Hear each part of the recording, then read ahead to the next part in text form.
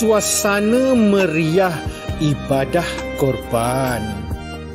39 ekor lembu telah disembelih. Tersusun jawatan kuasa buat kerja sopan. Jentera melapah berpeluh banyak meleleh.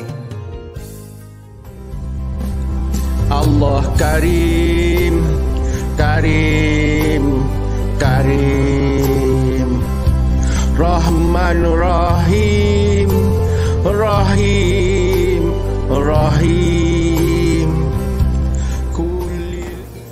Ibadah korban bermaksud penyembelihan binatang ternakan tertentu pada hari raya Aidiladha dan hari-hari tasyrik, iaitu 11, 12 dan 13 Zulhijjah, dengan tujuan mendekatkan diri kepada Allah Subhanahu wa Ta'ala.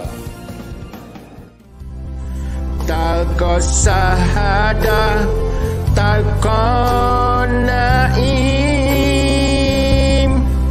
Allah Karim, Allah Karim.